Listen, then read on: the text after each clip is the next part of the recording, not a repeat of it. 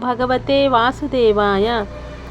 మాఘమహాపురాణం 4వ రోజు అధ్యాయం. కుక్సురుని వృత్తాంతం. పులి ముఖం గల గంధర్వుని వృత్తాంతమును దిలీపునకు వివరించిన తర్వాత మాఘమాస మహత్యం గురించి వశిష్ఠుడు తిరిగి ఇట్లా చెప్పచుండెను. పూర్వకాలమున కుక్సూరుడను పేరుగల విప్రుడొకడుండెను. అతడు కర్తముని వలె యొక్క కుమార్తెను వివాహమాడెను. కొంతకాలమునకు ఆ దంపతులకు ఒక కుమారుడు జన్మించెను. కుమారునికి 5వ ఏడు రాగానే ఉపనయనం చేసెను. ఆ బాలుడు దినదినాభివృద్ధి చెందుచు పెద్దలను గౌరవించడం, విద్యాభ్యాసమునరుట, శ్రద్ధ చూపుట, నీతి నియమాలను పాటించుట, దైవ కార్యముల యందు భక్తి కలిగి ఉండుట మొదలగు కార్యములు నెరవేర్చుచు సకల శాస్త్రాలను అభ్యసించుచుండెను. ఈ విధంగా కొంతకాలం గడిచెను. ఆ బ్రాహ్మణ బాలునకు యుక్త వయస్సు వచ్చెను. అతనికి దేశాటనము బోవలయునని కోరిక కలిగి తీర్థయాత్రలకు బయలుదేరెను.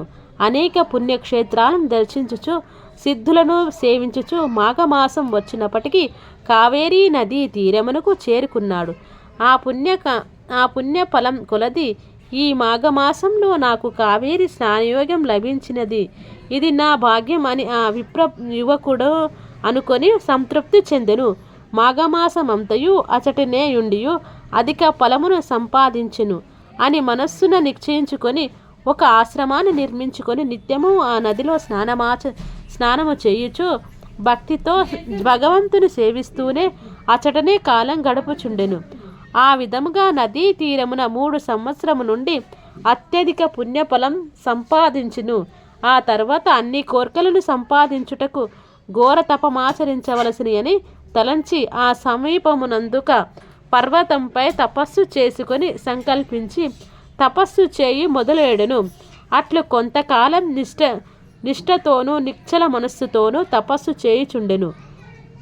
అతని దీక్షకు శ్రీమన్నారాయణుడు సంతోషించి ప్రత్యక్షమాయెను. ఆ విప్ర యువకుడు కన్నులు తెరచి చూసేసరికి శంఖ చక్ర గదాధారుడై కోటి సూర్యుల ప్రకాశంతో ఉన్న శ్రీహరి నిండు విగ్రహాన్ని చూశాడు. అమితానందంతో సాష్టాంగ నమస్కారం చేసి చేతులు జోడించి అనేక రీతుల స్తోత్రము చేశాడు. ఈ విధంగా స్తుతించిన ఆ బ్రాహ్మణ యువకుని భక్తి భావమును శ్రీహరికి సంతాసముంది అతనికి ఆశీర్వదించి ఇట్లు పలికెను. ఓ విప్ర కుమారా, నీవు భక్తి ప్రభావంచే నన్ను ప్రసన్నును చేసుకుంటివి. అది ఎటులనగా నీవు నిడవకుండా అనేక పర్యాయములు మాఘమాసంలో నదీ స్నానము చేసి తపశ్శాలుర కూడా పొందని మాఘమాస పుణ్యఫలమును సంపాదించితివి. అందుచేతనే నీపై నాకు గాఢానురాగం కలిగినది. కాన నీకేమి కావాలనో కోరుకొనుము, నీ అభిష్టమును నెరవేర్చెదను అని శ్రీమన్నారాయణుడు పలికెను. శ్రీహరి పలికిన పలుకులకు ఆ బ్రాహ్మణుడు తన్మయుడై, ప్రభు, జగద్రక్షక, సర్వాంతర్యామి, ఆపద్బాంధవ నారాయణ, ఆ దివ్య దర్శనం వలన నా జన్మ తరించినది. నిన్ను చూసినది మొదలు నేను ఏ విధమైన సుఖాలు కోరుటకు నా మనస్సు అంగీకరించలేదు.